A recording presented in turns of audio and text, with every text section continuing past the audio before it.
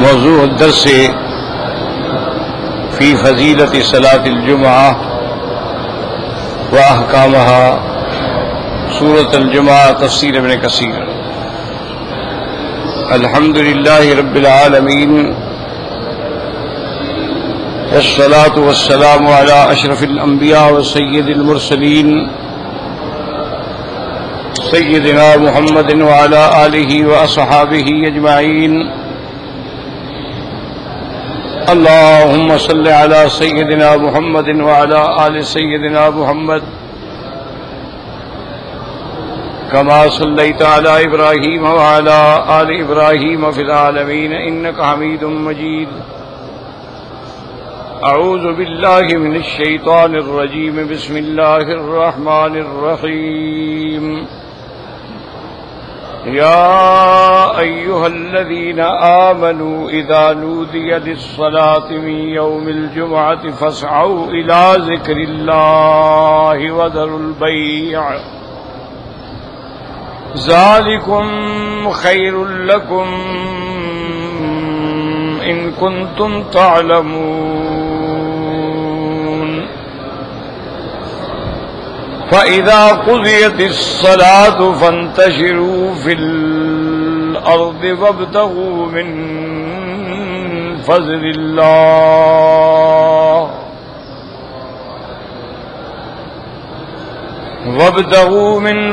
الله واذكروا الله كثيرا لعلكم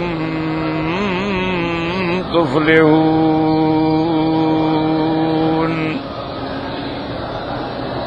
اللہ تبارک و تعالی نے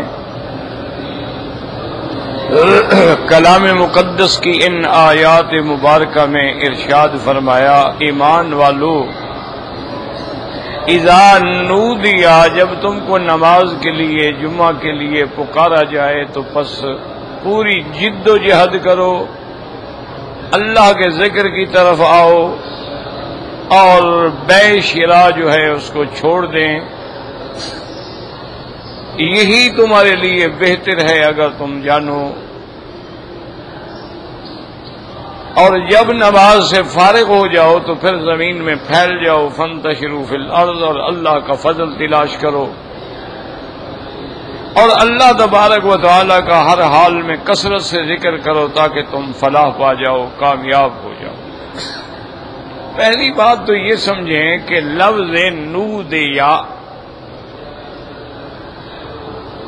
لفظ نودیا جو ہے یہ لفظ ندا سے ہے، یعنی کسی کو پکارنا۔ جیسے کہ قرآن میں اللہ فرماتے ہیں، وَنَادَى أَصْحَابُ الْجَنَّةِ أَصْحَابَ النَّارِ، جنت والوں نے جہنم والوں کو پکارا۔ اور اسی طرح ہے وَنَادَى أَصْحَابُ النَّارِ أَصْحَابَ الْجَنَّةِ، جہنم والوں نے جنت والوں کو پکارا، تو نادا۔ اسی طرح قرآن میں آتا ہے يُنَادُونَهُمْ أَلَمْ نَكُنْ مَعَكُمْ، کہ منافقین کہتے ہیں، پکارتے ہیں کہ بھئی ہم تمہارے ساتھ نہیں تھے، تو وہاں بھی لفظ ہے يُنَادُونَهُمْ، مادہ وہی ندا ہے۔ اسی طرح اللہ تبارک و تعالی نے فرمایا وَنُودُوا أَن تِلْكُمُ الْجَنَّةَ أُورِثْتُمُوهَا بِمَا كُنْتُمْ تَعْمَلُونَ۔ قیامت والے دن فرشتے پکار کے کہیں گے، مسلمانوں، ایمان والو، یہ وہی جنت ہے جس کا اللہ نے تمہیں وارث بنایا ہے تمہارے۔ وہاں بھی لفظ ہے نودو۔ اور اسی طرح قرآن میں آتا ہے وَنَادَوْا يَا مَالِكُ لِيَقْضِ عَلَيْنَا رَبُّكَ، قیامت والے دن جب جہنمی جہنم میں جائیں گے تو جہنم سے پکار پکار کے کہیں گے فرشتوں کو، اور خزنہ جہنم کا جو سردار ہے اس کو کہیں گے یا مناد وَنَادَوْا يَا مَالِكُ، اے خزنہ جہنم کے سردار، اللہ سے ہماری درخواست پیش کریں تاکہ بس ہمیں ایک ہی دفعہ موت دے دیں۔ تو وہاں بھی لفظ وہی ہے کہ وَنَادَوْا، تو لفظ ندا کا معنی ہی یہی ہوتا ہے پکارنا، لیکن یہاں جو لفظ ہے یہاں خاص پکار مراد ہے، اور اس سے مراد اذان ہے، ویسے پکارنا نہیں،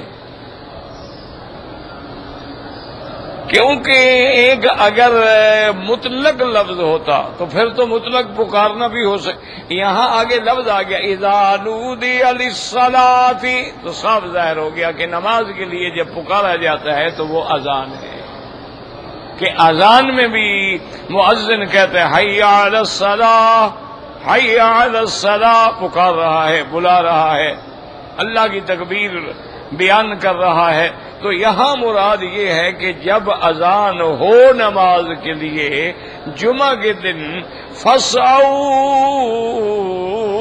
الی ذکر اللہ، یہاں سعی سے مراد یہ نہیں ہوتا کہ دوڑ لگاؤ، جیسے بعض لوگ بیچارے یہ سمجھتے ہیں کہ صفا مروہ کا معنی ہے کہ دوڑ لگاؤ، یہ غلط بات ہے، دوڑ لگانے کا کوئی حکم نہیں۔ تو ان الصفا والمروۃ من شعائر اللہ جو ہے اس میں دوڑنے کا تو کوئی حکم نہیں ہے، اور نہ ہی میلین اخضرین وہ جو دو سبز علامات ہیں ان کے درمیان میں بھی دوڑنے کا کوئی حکم نہیں ہے، معنی ہے تیز تیز چلو، جھپٹ کے چلنا، یہ نہیں کہ دوڑ لگاؤ۔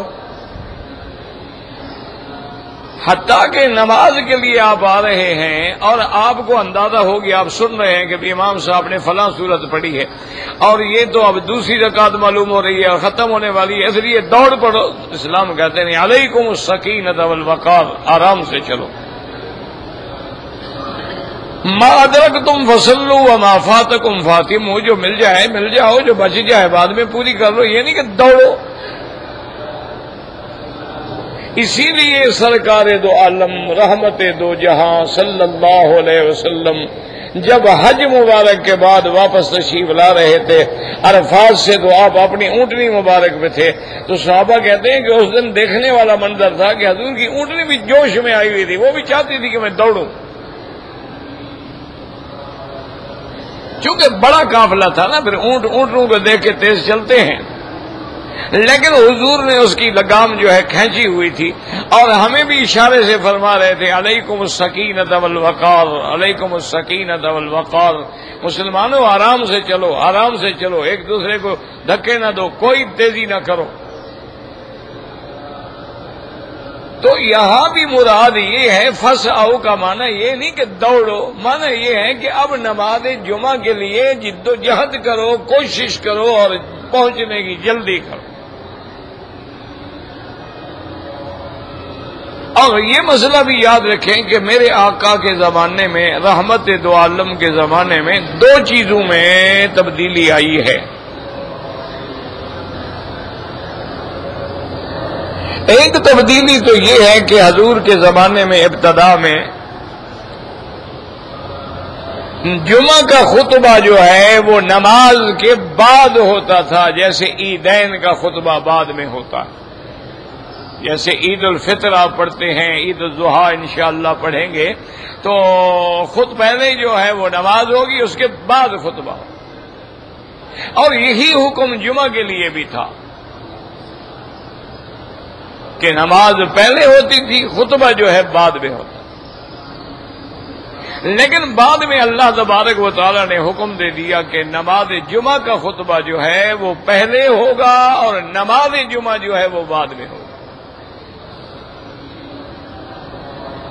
ایک تبدیلی تو حضور کی زندگی میں یہ آ گئی، یعنی آپ پہلے نماز پڑھاتے پھر خطبہ دیتے، لیکن بعد میں آپ نے پہلے خطبہ دیا اور پھر نماز پڑھائی، یہ تو حضور پاک کی حیات مبارک کی تبدیلی۔ اور دوسری تبدیلی یہ ہے کہ حضور پاک کے زمانے میں، رحمت دو عالم صلی اللہ علیہ وسلم کے زمانے میں، اذان جو ہے وہ ایک ہوتی تھی، اور وہ اذان کب ہوتی تھی کہ جب منبر پہ امام آ کے بیٹھ جائے تو بس اب اذان ہو، اور جن لوگوں نے سنتیں پڑھنی ہوتی تھی وہ پہلے پڑھ لیتے تھے۔ اور یہ بھی ساتھ یاد رکھ لیں کہ جن سنتوں کی تاکید ہے، توقید ہے احادیث مبارکہ میں، وہ 12 رکعات ہیں۔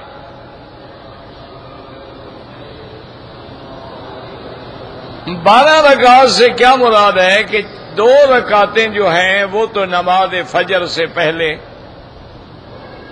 اور 4 رکعات جو ہیں وہ ظہر کی نماز سے پہلے 6 ہو گئی، اور 2 رکعتیں جو ہیں وہ ظہر کی نماز کے بعد 8 ہو گئی، اور 2 رکعتیں جو ہیں وہ مغرب کے بعد 10 ہو گئی، اور 2 رکعتیں جو ہیں وہ عشاء کے بعد 12۔ یہ 12 رکعت سنت ہے۔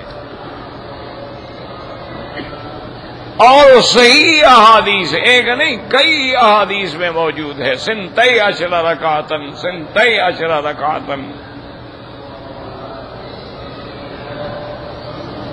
اور اس میں یعنی بڑا زور دیا گیا، لہذا امام ابو حنیفہ رحمۃ اللہ علیہ کے نزدیک یہ سنن مؤکدہ ہیں، یعنی جن کی بڑی تاکید ہے۔ ایک ہے سنت تو ہے لیکن تاکید نہیں آئی، مثلا عشاء سے پہلے 4 رکعت سنت ہے لیکن غیر مؤکدہ ہے، مؤکدہ نہیں ہے۔ پڑھ لے الحمدللہ، بڑی بات ہے، اللہ نصیب فرمائے، کیونکہ آدمی جتنی زیادہ عبادت کریں گے اتنا فائدہ ہوگا۔ وہ جیسے کہتے ہیں نا، جتنا گڑ ڈالو گے اتنا ہی میٹھا ہوگا نا۔ اور پھر یہ سنت اور نفل تو ہمارے کام بھی آئیں گے نا، کہ قیامت میں حدیث میں آتا ہے کہ اول ما یحاسب العبد، قیامت میں سب سے پہلے حساب نماز کے بارے میں ہوگا۔ اگر فرائض نماز میں کوتاہی ہوگی تو اللہ فرمائے کہ میرے بندے کی سنتیں اور نفل جو ہے نا ان سے پہلے فرض پورے کر لو، تو اس میں ہمارا فائدہ ہے۔ اگر سنت ہی نہ ہو، نفل ہی نہ ہو تو پورا کیا کریں گے؟ اور یہ بات بھی یاد رکھیں کہ جمعہ والے دن بھی سنتوں میں کوئی تبدیلی نہیں ہے، یعنی جیسے ظہر سے پہلے 4 تھی، جمعہ سے پہلے بھی 4 سنتیں ہیں، ظہر کے بعد 2 تھیں، جمعہ کے بعد بھی 2 ہیں، بلکہ ایک روایت میں ہے کہ جمعہ کے بعد 4 ہیں، اور ایک روایت مبارک میں ہے کہ 6 رکعت ہیں، کیونکہ جمعہ کا دن بڑی فضیلت والا دن ہے تو عبادت زیادہ ہو گئی۔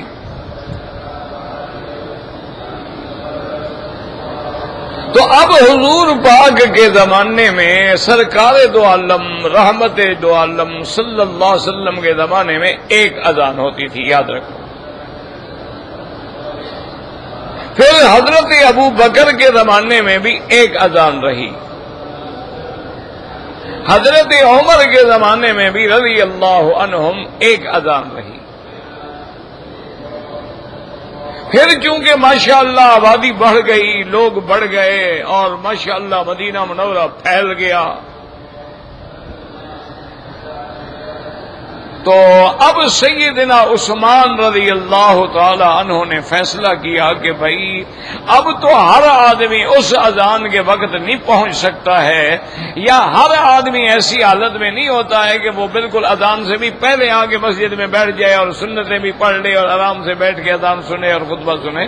لہذا انہوں نے حکم دیا کہ ایک اذان اس اذان سے پہلے دی جائے۔ ایک مقام ہے، اس کا نام ہے مقام زورا، تو آپ نے فرمایا اسی جگہ کھڑے ہو کے ایک اذان کہو تاکہ لوگوں کو پتہ چل جائے جمعہ کی اذان ہو رہی ہے، تو ہر آدمی تیاری کر کے مسجد میں پہنچ جائے۔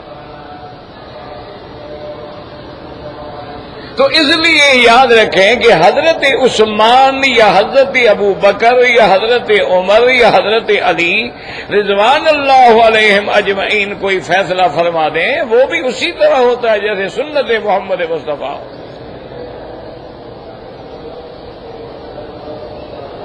یہ ہماری بہت بڑی غلطی ہے جو آج لوگ اللہ معاف کرے صحابہ کی بات کا کوئی مقام اور وزن بھی نہیں سمجھتے۔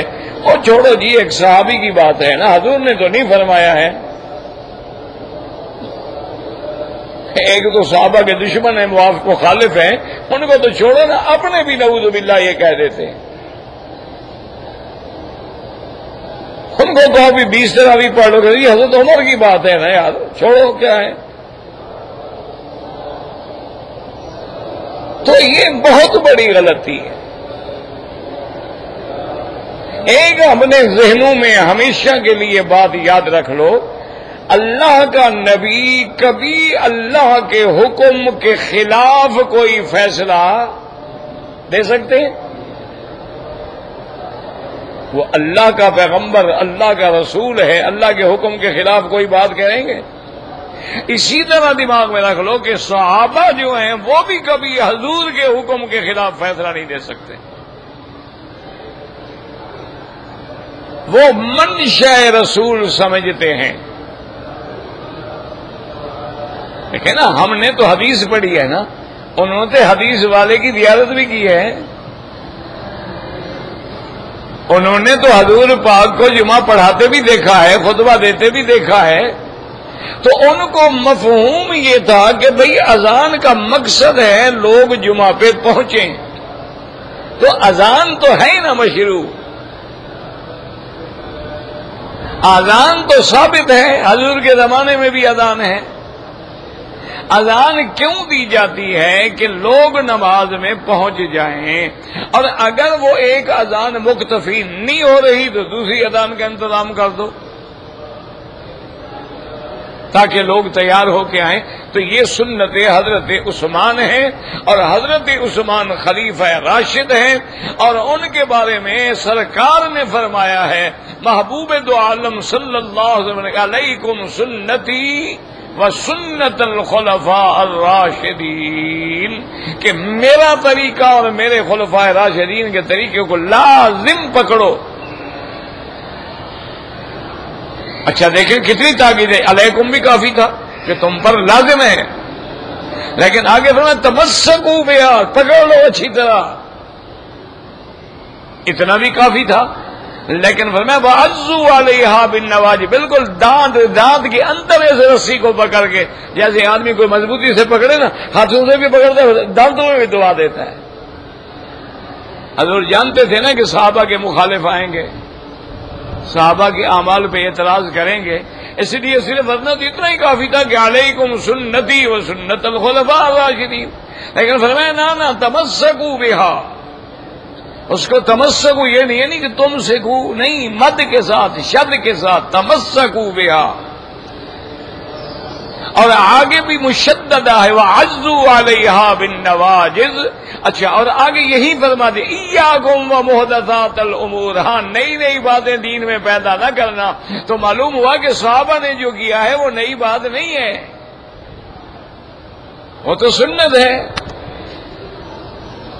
نئی بات وہ ہے جو صحابہ کے بعد کسی نے پیدا کی ہے. کل محدثۃ بدعہ، اور ہر نئی چیز جو دین میں پیدا کی جائے وہ بدعت ہے. وکل بدعۃ ضلالہ، تو یہی پہ حضور نے بتلا دیا، سمجھا دیا کہ بھئی میرے صحابہ کی تو بات ہی نرالی ہے نا، وہ تو وہی بات ہے جو میری بات ہے، وہ تو وہی سنت ہے جو میری سنت ہے. ہاں ان کے علاوہ کوئی نئی بات پیدا کرے، کیونکہ صحابی تو بدعتی ہو نہیں سکتا. کوئی صحابی جو ہے وہ تو صادق ہے، صدوق عدول ہے، وہ تو رضی اللہ عنہم ورضوا عنہ ہیں. اسی لیے شاہ ولی اللہ محدث دہلوی رحمت اللہ علیہ نے تعامل صحابہ پر سب سے بڑی دلیل یہ دی. انہوں نے فرمایا کہ جب اللہ نے کہہ دیا کہ ان سے میں بھی راضی ہوں اور وہ بھی مجھ سے راضی ہیں، تو اس کے بعد ان کی باتوں کو سوچنے کی ہمیں ضرورت کیا ہے؟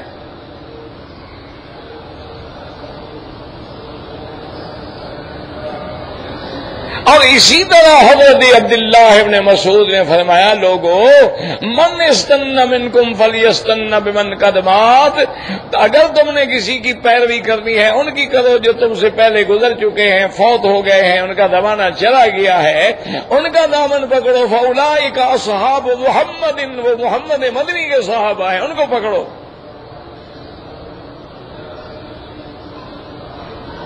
اور آج ہم بڑی عجیب سے انداز میں ہم کہہ دیتے ہیں چھوڑو جی یہ کیا ہے، صحابی کا عمل ہے نا، حضور نے تو نہیں فرمایا. اللہ کے بندے، حضور کے مخالف صحابی ہو سکتا ہے؟ تم تو حضور کی مخالفت نہ کرو، یعنی صحابہ حضور کی مخالفت کرتے تھے، جیسے منکرین حدیث کہتے ہیں جی ہم تو قرآن مانتے ہیں نا جی حدیث نہیں مانتے، یعنی حدیث اسی لیے آئی ہے کہ قرآن کی مخالفت کرے. کتنا بڑی جہالت ہے. اللہ ہدایت دے، اللہ سمجھ جاتا ہو. یاد رکھو صحابی اسی لیے، اور اس کے بعد بات یاد رکھو، ایک تو سنت خلیفہ راشد ہے اور دوسرا اجماع صحابہ ہے. کیا مانا؟ جس کام پہ پھر کسی صحابی نے اعتراض ہی نہیں کیا تو اجماع صحابہ بھی ہو گیا. جب اجماع ہو گیا، حضور کی امت تو کبھی گمراہی پہ جمع ہی نہیں ہوتی. تو اس لیے آج بھی بہت سارے لوگ ہیں جو پہلی اذان نہیں کہتے، ایک اذان پہ. اور جی یہ تو حضرت عثمان کے زمانے کی بات ہے نا. بہرحال ہم تو ان کے بارے میں بھی یہی کہہ سکتے ہیں کہ اللہ ان کو بھی ذرا سمجھ عطا فرمائے، ہدایت عطا فرمائے. حدیث پڑھنا جو ہے وہ الگ بات ہے، جیسے قرآن پڑھنا، قرآن پڑھتے ہیں آپ بھی میں بھی، لیکن قرآن سمجھنا جو ہے وہ تو بڑا مسئلہ ہے. قرآن کا فہم جو ہے وہ تو خاص اللہ کی نعمت ہے. اسی لیے بڑے بڑے صحابہ بھی حضرت ابن عباس سے مسئلہ پوچھتے تھے. حضرت ابن عباس صغیر السن تھے لیکن اللہ نے فہم دیا تھا. بڑے بڑے صحابہ آگے بی بی عائشہ سے مسئلہ پوچھتے تھے. بی بی عائشہ چونکہ عالمہ تھی، زکیہ تھی اور محافظہ اعمال رسول اللہ تھی صلی اللہ علیہ وسلم.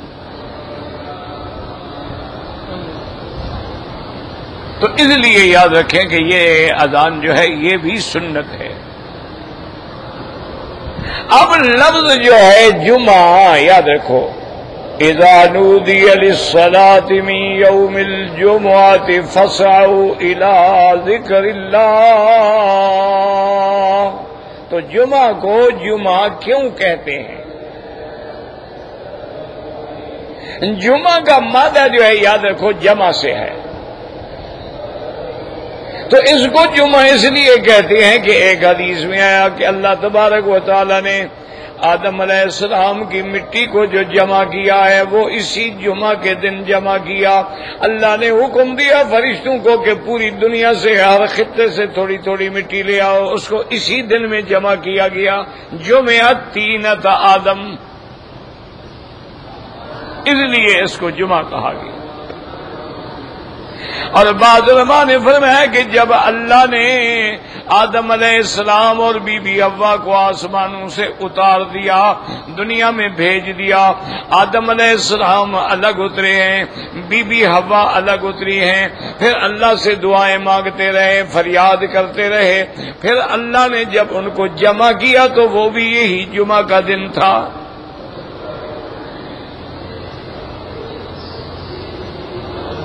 اور اسی طرح حدیث پاک میں آتا ہے میرے آقا نے فرمایا فی خلق آدم، اللہ نے آدم علیہ السلام کو بھی جمعہ کے دن بنایا.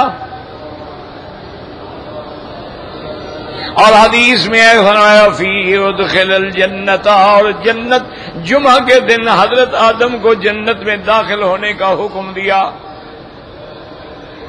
اور فرمایا یہی جمعہ کا دن تھا کہ پھر اللہ نے آدم علیہ السلام کو جنت سے اترنے کا حکم دیا.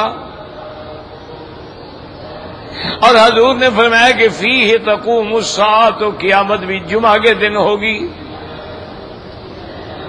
اور آپ نے فرمایا فیہا ساعۃ، اس جمعہ کے دن میں ایک گھڑی ایسی ہوتی ہے کہ بندہ جو بھی اللہ سے مانگتا ہے وہ دعا منظور ہو جاتی ہے.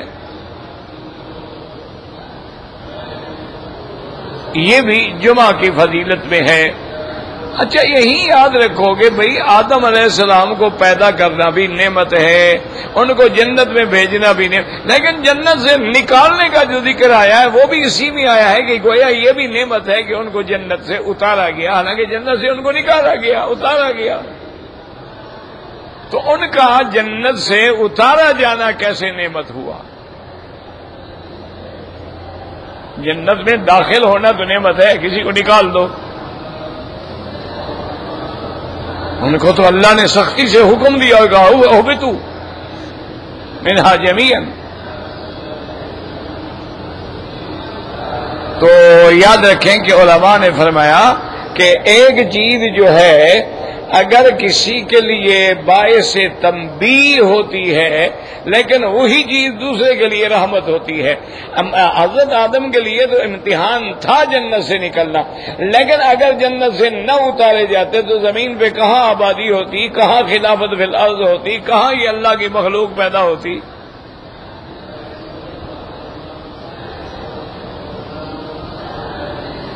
تو یہ بھی تو نعمت تھی نا کہ اللہ نے ان کو خلیفۃ اللہ فی الارض بنایا تھا، اور پھر اللہ نے ان کو ابو البشر بنایا، اسی سے آگے ساری نسل پھیلی. اور بعض علماء نے ایک اور بھی بڑی عجیب توجیہ کی ہے. وہ کہتے ہیں چلو اللہ آپ آدم علیہ السلام کو جنت میں رہنے دیتے تو جنت میں ہی آپ کی اولاد ہو جاتی. تو جیسے اللہ نے آدم کو روکا تھا اس درخت کے قریب نہیں جانا تو اولاد کو بھی نہیں جانا، صاف بات ہے نا. تو لیکن اگر اولاد کھا لیتی، ان کو نکالا جاتا، وہ تو ختم ہو جاتے، وہ کہاں جاتے پھر؟ اگر وہی غلطی اولاد کرتی، اولاد کو نکال دیا جاتا، ماں باپ جنت میں اولاد باہر، تو پھر تو جنت عذاب بن جاتی، جنت تو جنت ہی نہ رہتی. جنت تو تب ہو نا خوشی ہو، میاں بیوی آل اولاد سارے اکٹھے ہوں. اگر کوئی کہیں اسی لیے تو قیامت والے دن مومنین کہیں گے نا اللہ میاں ہماری اولاد نظر نہیں آ رہی، تو اللہ فرمائیں گے وہ جنت میں ہیں لیکن تمہارے درجات زیادہ ہیں، ان کے درجات کم ہیں، لہذا وہ تم سے نیچے ہیں. انہوں نے کہا اللہ میاں ہم جو بھی نماز پڑھتے تھے، عبادت کرتے تھے، دعائیں کرتے تھے، اولاد کے لیے تو کرتے تھے. تو اللہ حکم دیں گے الحقنا بہم ذریاتہم، چلو ان کی اولادوں کو بھی ماں باپ کے ساتھ شامل کر.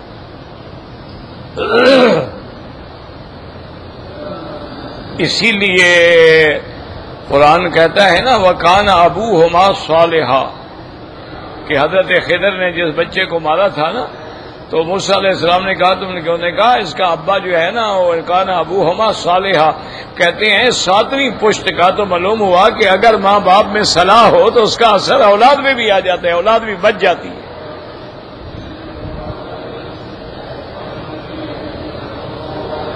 تو اب جناب یہ ہے کہ دوسری وجہ جو تھی وہ یہ تھی، اور ایک وجہ اور بھی علماء نے، عارفین نے، اولیاء اللہ نے بیان کی ہے. وہ کہتی ہیں کہ نعمت ایک ہوتی ہے علمی، ایک نعمت ہوتی ہے، ایک معرفت ہوتی ہے علمی، ایک معرفت ہوتی ہے عینی. کیا معنی؟ مثلا ہمیں پتہ ہے جی کعبہ شریف، ساری زندگی ادھر الحمدللہ نمازیں پڑھتے آئے، تو معرفت تو ہمیں تھی نا علمی طور پر ہمیں معرفت تھی کہ ہمارا قبلہ کیا ہے، کعبہ ہے، علم ہے. لیکن جب ہم نے دیکھ لیا تو اب یہ عینی معرفت حاصل ہو گئی. پہلے تو صرف علمی تھی نا کہ ہم اپنے ملک میں نماز پڑھتے تھے، بھی قبلے کی طرف کھڑے نماز پڑھ رہے، لیکن دیکھا تو نہیں تھا. اب جب اللہ نے اپنے کرم سے ہمیں یہاں پہنچا دیا اور کعبہ دیکھ دیا تو اب معرفت علمی کے بعد عینی بھی حاصل ہو گئی. تو اللہ پاک نے فرمایا آدم تمہیں معرفت علمی تو ہے لیکن جب تک دنیا میں نہ جاؤ عینی معرفت تو حاصل نہیں ہوگی نا، مشاہدہ تو نہیں ہوگا نا. تو اللہ نے ان کو عینی معرفت کے لیے زمین میں اتار دیا. اچھا خدا کی شان ہے آدم علیہ السلام کو ویسے پہلے احساس ہو گیا تھا. کیا مطلب؟ آدم علیہ السلام کو جب اللہ نے روح پھونکی نہ تھے ان کو چھینک آئی، چھو کیا. اللہ نے فرمایا فرشتوں سے اس کو کہو الحمدللہ. جب چھینک آئے تو آدمی کو کہنا چاہیے الحمدللہ، کیونکہ یہ اچھی بات ہے. اگر یہ یعنی منہ کھولے اور اباسیاں آئیں تو وہ بری بات ہے، اس کے لیے لا حول ولا قوت الا باللہ. وہ زیادہ کھانے سے ہوتا ہے نا، جب آدمی 2 کلو کھایا ہو تو پھر تو آئے گا نا، ڈکار بھی آئیں گے، پھر اباسیاں بھی آئیں گی، پھر نیند کے غلبے بھی ہوں گے. بھوکے آدمی کو کہاں نیند آئے؟ یہ سارے پیٹ بھرنے کے چکر ہیں. پیٹ بھرا تو بندہ گیا بس. اللہ اکبر. اسی لیے شاید یہ اللہ کی حکمت تھی کہ اللہ نے میرے مدنی کے گھرانے کو بھی بھوکا رکھا، صحابہ کو بھی بھوکا رکھا، اہل بیت کو بھی بھوکا. ورنہ تم جائیداد بنا دیتے ہو، حضور کے لیے جائیداد بنانا مشکل تھا. جن کو اللہ نے کہا کہ آپ چاہیں تو ہم سونے کے پہاڑ آپ کے ساتھ چلا دیتے ہیں. اور مجھے نہیں چاہیے، بس ایک وقت مل جائے تیرا شکر کروں، اور ایک وقت نہ ملے تو صبر کروں، بس ٹھیک ہے. بس میں اسی پہ راضی ہوں. الفقر و فخری، فقر کے اندر میرا فخر. یہ انبیاء اور اولیاء کا مقام ہے. تم حلال کماؤ کھاؤ، کوئی فرق نہیں پڑتا. جب شریعت نے اجازت دی ہے تو دی ہے. ہر کسی کا وہ مقام تھوڑا ہوتا ہے جو صدیقین کا ہوتا. تو اس لیے بعض علماء نے فرمایا کہ جب آدم علیہ السلام کو چھینک آئی نا تو اللہ کے حکم سے آپ نے کہا الحمدللہ. اللہ نے فرشتوں کو کہا کہ تم بھی کہو یرحمک اللہ. قاعدہ ہے نا جب چھینک آئے تو آدمی کیا کہے الحمدللہ. جو دوسرا آدمی ہو کیا کہے یرحمک اللہ. تو جب فرشتوں نے کہا نا یرحمک اللہ، اللہ تجھ پہ رحم کرے، آدم علیہ السلام فرماتے ہیں میں سمجھ گیا کہ کوئی نہ کوئی مجھ سے غلطی ہوگی، سزا ملے گی، توبہ کروں گا تو رحمت ہوگی نا. اسی وقت بات آ گئی تھی رحمت کی دعا جو کر رہے ہیں تو کوئی غلطی ہوگی تو رحمت کی درخواست دینی پڑے گی نا. رحم کی اپیل کوئی کرتا ہے؟ سزائے موت ہوگی تو رحم کی اپیل کرو گے نا. سزا ہی نہ ہو تو رحم کی اپیل کون کرتا ہے؟ اور پھر وہی ہوا، آدم علیہ السلام امتحان میں آ گئے. اسی لیے پھر وہ دعا سکھائی گئی نا کہ ربنا ظلمنا انفسنا ان لم تغفر لنا وترحمنا لنکونن من الخاسرین. تو یاد رکھیں کہ جمعہ کے دن میں آدم علیہ السلام کو پیدا کیا گیا. جمعہ کے دن آدم علیہ السلام کی مٹی کو جمع کیا گیا. جمعہ کے دن آدم و حوا کو ملایا گیا. جمعہ کے دن آدم علیہ السلام کو جنت میں داخل کیا گیا. جمعہ کے دن آدم علیہ السلام کو جنت سے زمین کی طرف خلافت فی الارض کے لیے اتارا گیا.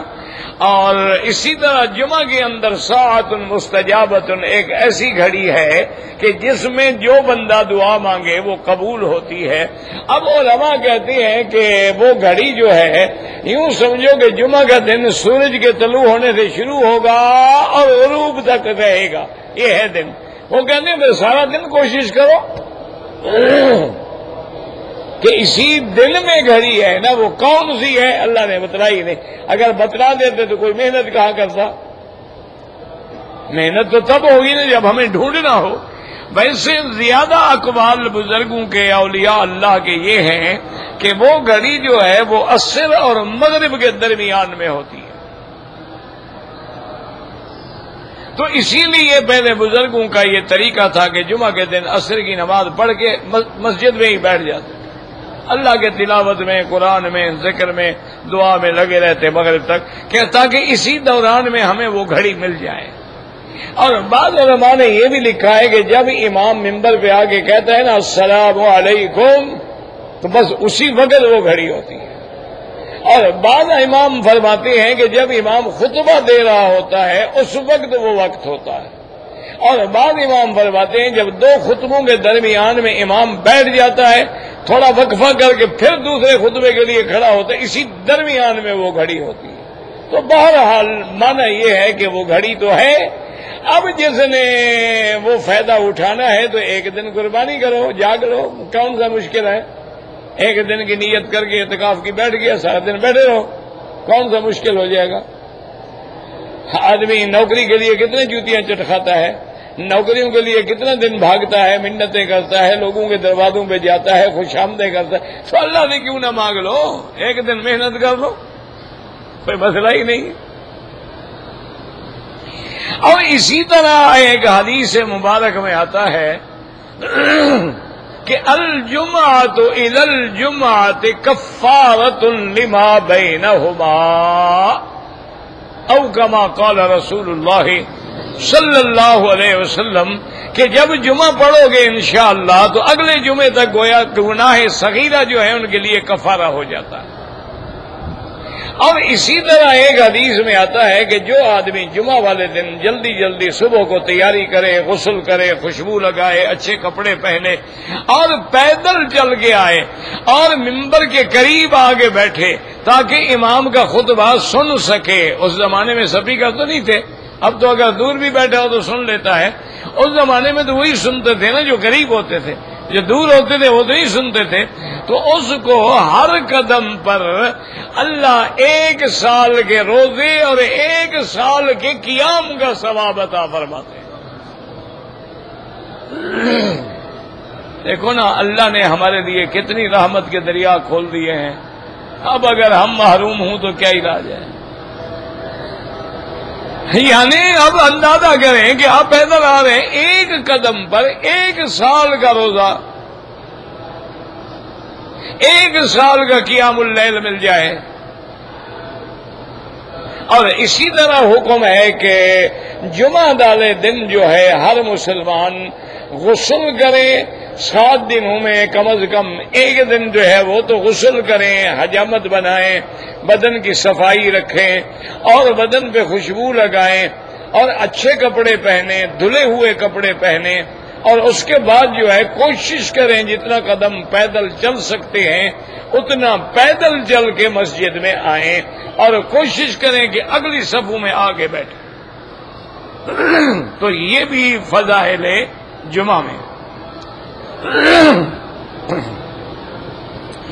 اور اسی طرح میرے آقا نے فرمایا کہ نحن الآخرون السابقون، ہم آئے تو سب کے بعد میں ہیں لیکن اللہ نے ہمیں سب سے پہلا بنا دیا. اور ایک حدیث میں جیسے آتا ہے نحن الاولون ونحن الآخرون، اول بھی ہم ہیں اور آخر بھی ہم ہیں.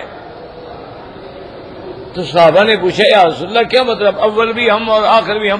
آپ نے فرمایا کہ جنت میں تو سب سے پہلے میری امت جائے گی تو ہم اول ہوئے، اور بھیجا اللہ نے ہمیں سب کے بعد میں تو ہم آخر ہوئے. تو نحن الاولون ونحن الآخرون. اور اسی طرح فرمایا کہ نحن الآخرون ونحن السابقون، ہم آئے تو بعد میں ہیں لیکن اللہ نے ہمیں وہ دن دیا ہے کہ ہم اہل کتاب سے پہلے ہو گئے، کہ ہمارا دن جو ہے مبارک جمعہ ہے، اہل کتاب کے لیے سبت ہے اور نصرانیوں کے لیے احد ہے. تو لہذا ہم پہلے، 1 دن بعد یہ یہودی اور 1-2 دن بعد نصرانی، وہ ہمارے بعد ہو گئے، حالانکہ ہم سے تو پہلے آئے تھے. اور اللہ نے ان کو بھی حکم دیا تھا کہ 1 دن اختیار کریں، لیکن وہ جمعہ کا دن اختیار نہ کر سکے. اللہ نے یہ دن جو تھا حضور کی امت کے لیے مخصوص کر دیا. اسی طرح روایات میں آتا ہے کہ صحابہ اکٹھے ہوئے مدینہ منورہ میں. چونکہ یاد رکھیں کہ جمعہ کا جو قیام ہے نا سب سے پہلے یہ مکہ میں نہیں ہوا، مدینہ منورہ میں ہوا ہے. نماز جو فرض ہوئی ہے وہ لیلۃ المعراج میں ہے اور معراج مکے میں ہوا ہے، لیکن نماز کے احکام، قواعد، ارکان، شرائط، واجبات، سنن، مستحبات، تفصیلات مدینہ منورہ میں ہوئی ہیں.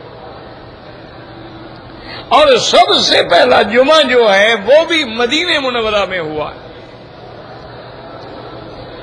صحابہ اکٹھے ہوئے، انہوں نے کہا کہ بھئی دیکھو یہودی بھی 1 دن اکٹھے ہوتے ہیں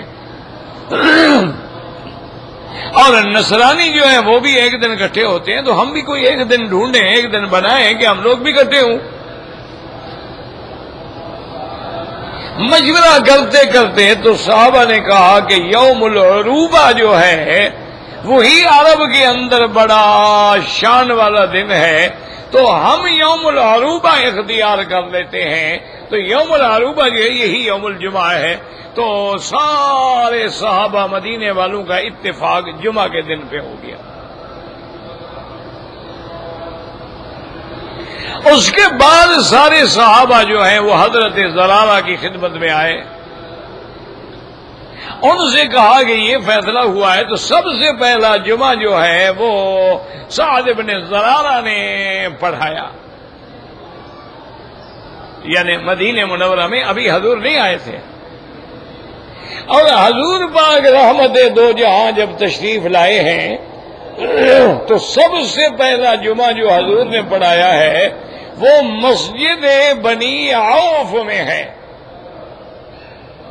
مسجد بنی عوف یوں سمجھ لو، یہ قباء تو ہر آدمی جانتا ہے نا، قباء سے آپ آؤ حرم کی طرف، مکہ مدینہ پاک کی مسجد، تو درمیان میں مسجد وہ ہے قبیلہ بنی عوف، ان کا ٹھکانہ تھا، وہی مسجد تھی جہاں حضور پاک صلی اللہ علیہ وسلم نے پہلا جمعہ پڑھایا ہے۔ تو یہ بھی احکام جمعہ ہے۔ اب اس میں ائمہ فقہا کا اختلاف ہے کہ ایک قول میں امام شافعی رحمت اللہ علیہ اور اہل حدیث علماء جو ہیں وہ کہتے ہیں کہ جمعہ ہر جگہ ہو سکتا ہے، بستی ہو، شہر ہو، چھوٹی جگہ ہو، بڑی جگہ ہو، آدمی تھوڑے ہوں، آدمی زیادہ ہوں، وہ کہتے ہیں جمعہ ہو سکتا ہے۔ لیکن امام ابو حنیفہ رحمت اللہ علیہ اور ان کے صاحبین اور اس کے علاوہ اور ائمہ فرماتے ہیں کہ نہیں، جمعہ کے لیے یہ ضروری ہے کہ وہ جامع ہو اور کسی بڑی جگہ پر ہو جہاں ضروریات زندگی بھی ہوں، جہاں بازاریں بھی ہوں، جہاں دکانیں بھی ہوں، اور جہاں اسباب حاجات بھی ملتے ہوں، اور جہاں جماعت بھی بڑی ہو۔ وہ کہتے ہیں اگر ہر جگہ جمعہ ہوتا ہے تو پھر چھوٹی مسجد میں یا بڑی مسجد میں فرق کیا ہوا؟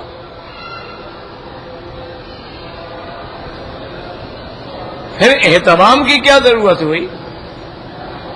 اگر ہر جگہ 4 آدمی کھڑے ہو کے جمعہ پڑھ لیں تو پھر جمعہ میں اور عام نماز میں کیا فرق رہا؟ اور امام ابو حنیفہ رحمت اللہ علیہ، اللہ تمام ائمہ پہ کروڑوں رحمتیں فرمائیں، ہم تو سب کے غلام ہیں، سچی بات ہے، فقہا ہیں، محدثین ہیں، مجتہدین ہیں، اولیاء اللہ ہیں، ہم تو سب کے غلام ہیں، لیکن اللہ نے ہر کسی کو سمجھ جو ہے وہ تو دی ہے نا۔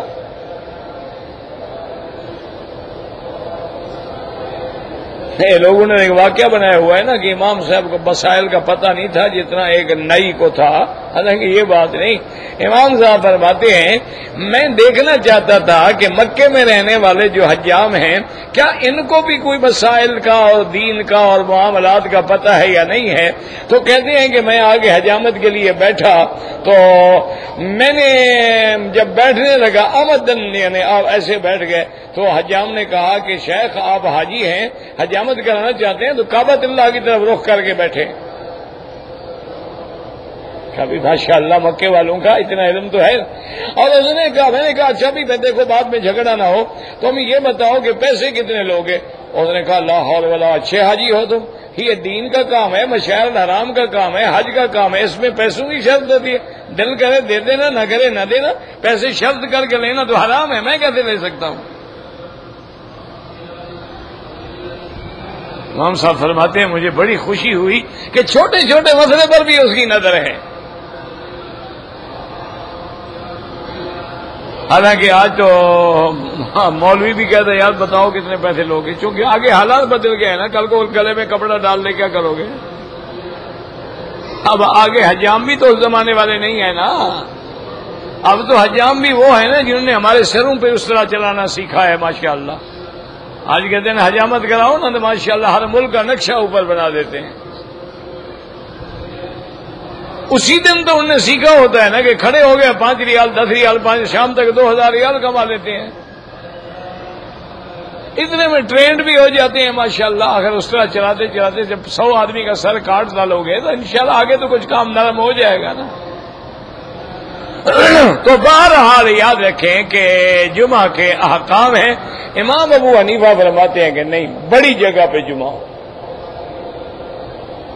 اور میں نے آپ کو کئی دفعہ عرض کیا ہے کہ امام صاحب کی یہ عادت مبارک ہے کہ سب سے پہلے وہ قرآن سے دلیل لیتے ہیں۔ اچھا اب قرآن کیا کہتا ہے، ذرا غور کرو قرآن میں۔ اذا نودی للصلاة من یوم الجمعة فاسعوا الى ذکر اللہ وذروا البیع اب تم اللہ کے ذکر کی طرف آؤ، بے شرا چھوڑو۔ تو فرماتے ہیں قرآن کہتا ہے بے شرا اگر وہاں دکانیں نہیں ہیں تو بے شرا کہاں کی ہوگی؟ جہاں 4 آدمی رہتے ہیں وہاں بھی کوئی بے شرا ہوتی ہے؟ تو یہاں سے اشارہ ہو رہا ہے کہ مارکیٹ ہونی چاہیے، وہاں بازار ہو، وہاں دکانیں ہوں، تبھی تو ہے وذر البیع۔ بڑا امام صاحب کو اللہ نے بڑا فہم دیا۔ میرے ایک دوست تھے، اب تو فوت ہو گئے، جسٹس تھے، جب یہ اسلامی قانون کی تدوین ہو رہی تھی نا، اس میں وہ بھی کام کر رہے تھے۔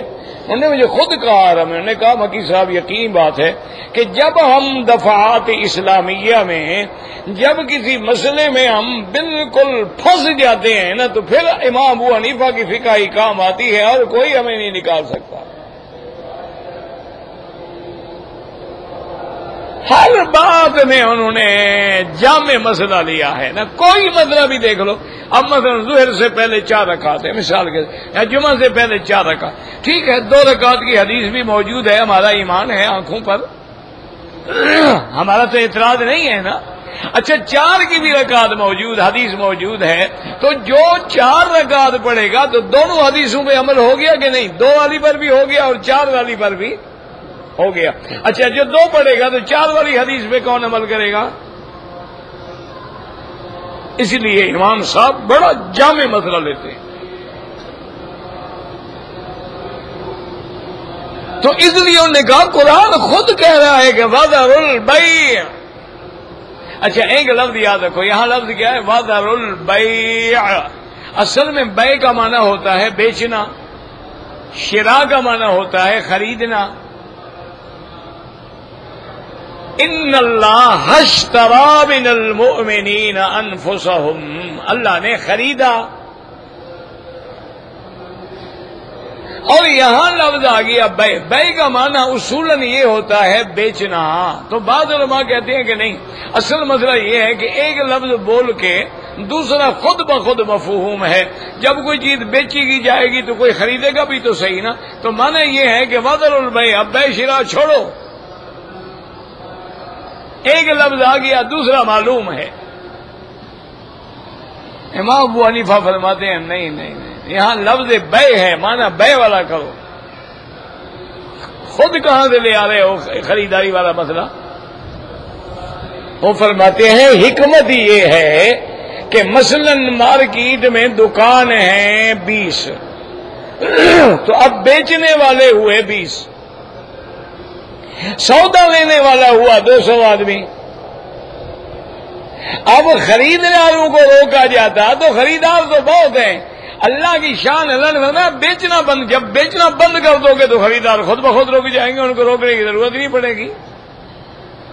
تم بیچنا بند کرو تو اگلا بھی لالچ میں نہ خرید۔ تم جب تک دکان کھولی لے لو 5 ریال 2 ریال 5 ریال 2 ریال، وہ کہے گا سنت جاتی ہے تو جائیے 2 ریال والی چیز تو لے لوں۔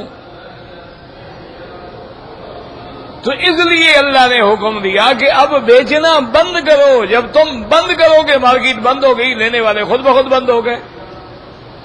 اگر لینے والوں کو روکا جائے تو کس کس کو روکیں جناب؟ بھائی تم نہ لینا، تم نہ تم نے پیچھے والے نے لے لیا، اس کو ہم نے دیکھا ہی نہیں۔ تو اس لیے اللہ نے حکم دیا کہ وذر البیع، بیع بند کر دو۔ اچھا اب اس میں بھی علماء کا اختلاف ہے کہ اذان ہو جائے اور ہم ایک سودا لے رہے ہیں تو بعض علماء فرماتے ہیں کہ بیع حرام ہے، وہ سودا ہوگا ہی نہیں۔ اللہ کا حکم ہے کہ وذر البیع، چھوڑ دو ہے۔ اور بعض علماء فرماتے ہیں کہ نہیں، سودا تو ہو جائے گا لیکن گناہ گار ہے کہ اس نے اللہ کے حکم کی تعمیل نہیں کی ہے۔ لیکن بہتر یہ ہے کہ چھوڑ دو۔ وذر البیع ذالکم خیر لکم ان کنتم تعلمون واللہ اعلم۔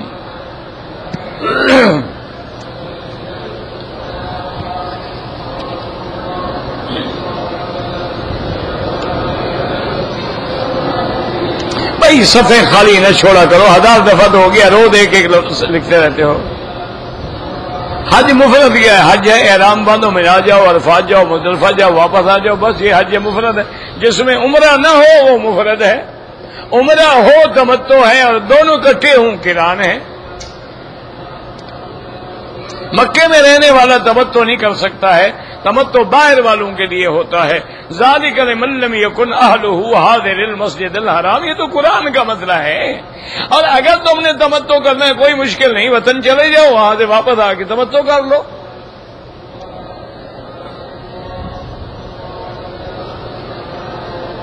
عورت اپنے شوہر کو طلاق دے سکتی ہے، شکر کرو گے نہیں دے سکتی، ورنہ انشاءاللہ تم سارے گھر سے باہر ہوتے ہیں۔ یہ بھی شکر کرو کہ اللہ نے عورت کے ہاتھ میں طلاق نہیں دی ہے۔ اگر عورت کے ہاتھ میں طلاق ہوتی نا جناب، آپ ابھی گھر کے باہر ہو کہتے بس طلاق ہو کے اندر نہ آنا، بس السلام علیکم، جاؤ دفعہ ہو۔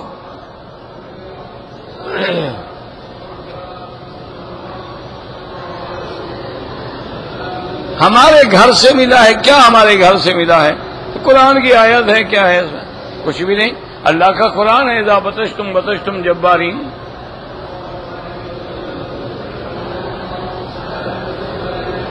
ایک آدمی نفسیاتی بیمار ہے، اس کو غصہ آتا ہے، والدین کو مارنے کے لیے تیار، علاج کرائیں، اس کا علاج کرائیں، انشاءاللہ ٹھیک ہو جائے گا۔ آج کل تو میڈیکل بڑا ایڈوانس ہے، بڑی ترقی ہو گئی ہے ماشاءاللہ، تو انشاءاللہ علاج کرائیں۔ اور سب سے بڑا علاج زمزم ہے، اسی نیت سے پلائیں، اسی نیت سے اس کو نہلائیں، اس کے سر پہ ڈالیں، اس کے سینے پہ ڈالیں، اس کے چہرے پہ ڈالیں، اللہ پاک رحمت فرما دیں گے۔ ہر وقت گھبرائے تو علاج بھی بتا دیا نا، زمزم سے علاج کرو۔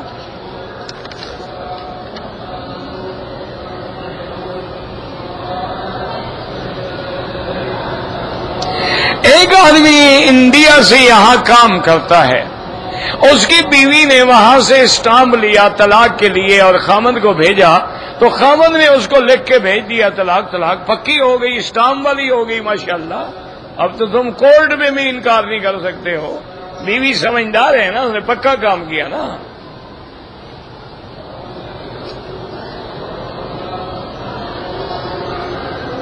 کہتے ہیں جی کہ شیعہ سنی بھائی بھائی کے نعرے لگاتے ہیں، دعا کرو اللہ ہدایت دے۔ ہم تو لڑائی کے حق میں نہیں ہیں، ہم نہ لڑائی کے حق میں ہیں اور نہ جھگڑے کے حق میں ہیں، اور نہ کبھی اہل سنت نے جھگڑا کیا ہے۔ جھگڑا تو وہ کرتا ہے جو صحابہ کو گالی دیتا ہے۔ آج وہ گالیاں دینا بند کر دیں، آج وہ کتابیں جن میں صحابہ کے خلاف سب ہے وہ بند کر دیں، اس کے بعد تو اصلاح ہو سکتی ہے، ورنہ ایسے زبانی کلامی نعروں سے تو کوئی اصلاح نہیں ہو سکتی۔ یعنی جب یہ عالم ہو جائے کہ اللہ معاف کرے، کتابوں میں لکھا جائے کہ اگر درد شقیقہ ہے تمہیں، سر کا درد جس کا علاج کوئی نہیں، وہ کہتے 3 صحابہ ابو بکر عمر عثمان کا نام لکھ کر کاغذ پہ رکھو اور جوتے مارو تو ٹھیک ہو جائے گا۔ تو پھر کیسے سلو ہوگی؟ بی بی عائشہ کے نام پر نعوذ باللہ وہ جگہ بھی میں جانتا ہوں کہ جہاں کتیا کے گلے میں باقاعدہ بورڈ لکھ کے عائشہ کے نام کا گھمایا گیا۔ کیسے سلو ہوگی؟ بھائی بھائی کہنے سے ہو جائے گا کام؟ دعا کرو ہدایت دے اللہ، یہ دعا کرو۔ اور الحمدللہ اہل سنت والجماعت کے کسی بڑے سے بڑے اور چھوٹے سے چھوٹے طالب کی بھی ایک کتاب آپ نہیں دکھا سکتے جس میں اہل بیت کی توہین ہو، جس میں انہوں نے حضرت حسن، حضرت حسین، بی بی فاطمہ، حضرت علی یا اہل بیت کے شان میں کوئی گستاخی کی ہو۔ اور صحابہ کے بارے میں تو ان کی ہزاروں کتابیں ہیں، تو ان کو چاہیے نا کہ ٹھیک ہوں، ہم تو پہلے سے ٹھیک ہیں۔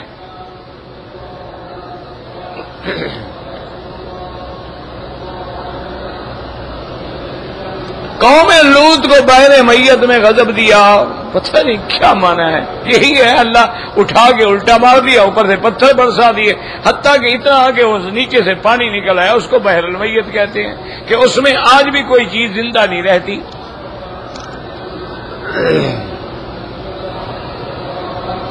کیا یہاں تہجد جو جماعت سے پڑھتے ہیں، بہرحال امام ابو حنیفہ رحمت اللہ علیہ قائل نہیں ہے، اور امام احمد بن حنبل اس کو بھی قیام اللیل کا حصہ سمجھتے ہیں، جیسے امام مالک 36 رکعت پڑھتے تھے تراویح۔ وہ کہتے ہیں یار مکے والے تو طواف کر لیتے ہیں نا، ہمارے پاس تو طواف کا موقع ہے نہیں، لہذا اور زیادہ پڑھو، تو وہ 20 کے بجائے 36 رکعت پڑھ لیتے تھے۔ تو یہ بھی کبھی ایسا کر لیتے ہیں کہ عشر الاخر میں تاکہ لوگ زیادہ سے زیادہ جاگیں 20 رکعت تراویح پڑھا دیتے ہیں، 10 رکعت وہ ہو جاتی 30 ہو گئی، 3 رکعت وتر ہو جاتے ہیں، 33 رکعت ہو جاتی۔ ورنہ نفل کی جماعت ثابت نہیں ہے۔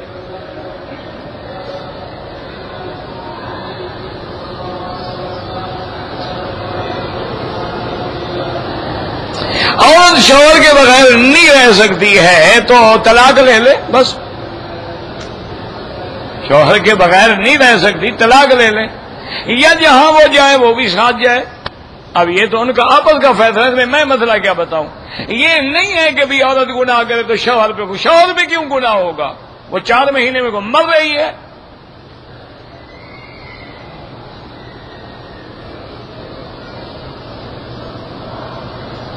سوال ہے وجہ سے طلاق دیا، طلاق ہوگا، پتہ نہیں کیا سوال ہے، پتہ نہیں، کوئی سمجھ نہیں، پڑھا ہی نہیں جاتا تو جواب کیا دے آدمی۔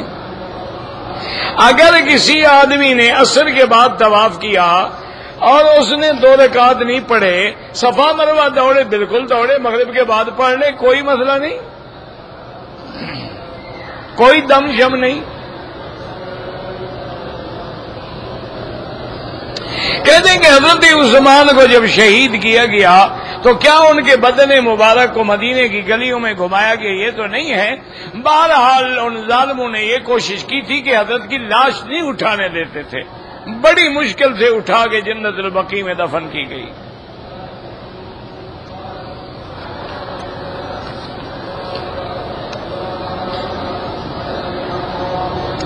ایک عورت نے لڑکی کو دودھ پلایا، اس عورت کی گود میں اپنا لڑکا تھا، 2.5 سال کے بعد اس کا ایک بھائی پیدا ہوا۔ بھئی اتنا لمبا چوڑا مسئلہ ہے یا تو اتنا وقت ہو، ایک موٹی بات یاد رکھو، مثلا ایک عورت نے ایک لڑکی یا لڑکے کو دودھ پلایا، اب یہ جس کو دودھ پلایا اس کی اولاد ہو گئی، اب اس عورت کی جتنی اولاد ہے وہ اس کے ساتھ شادی نہیں کر سکتی، سب اس کے بہن بھائی ہیں۔ ہاں مثلا 2 بھائی ہیں، عورت نے اس بھائی کو دودھ پلایا ہے، اس کو نہیں پلایا، جس کو نہیں پلایا اس کا رشتہ تو ہو سکتا ہے، لیکن جس کو دودھ پلا دیا ہے وہ اس کا بیٹا ہے، اور اس کی جتنی اولاد ہے کسی سے بھی نکاح نہیں ہو سکتا۔ سمجھ آ گئی یہ بات؟ ربنا تقبل منا انك انت السميع العليم وتب علينا انك انت التواب الرحيم ربنا آتنا في الدنيا حسنة وفي الآخرة حسنة وقنا عذاب النار اللهم اصلحنا واصلح بنا واصلح اولادنا واولاد المسلمين اللهم اصلح شبابنا وشباب المسلمين اللهم اصلح بناتنا وبنات المسلمين اللهم اصلح احوالنا واحوال المسلمين اللهم اصلح امورنا وامور المسلمين اللهم اصلح قلوبنا وقلوب المسلمين اللهم اصلح نياتنا ونيات المسلمين اللهم اصلح لنا شأننا كلها فلا تكلنا الى انفسنا طرفة عين ولا اقل من ذلك اللهم لا تعذبنا بذنوبنا اللهم لا تهلكنا بذنوبنا اللهم لا تمنع عنا بذنوبنا فضلك اللهم احسن عاقبتنا في الامور كلها واجرنا من خزي الدنيا وعذاب الاخره اللهم يسر امورنا فرج همومنا اقض عنا ديوننا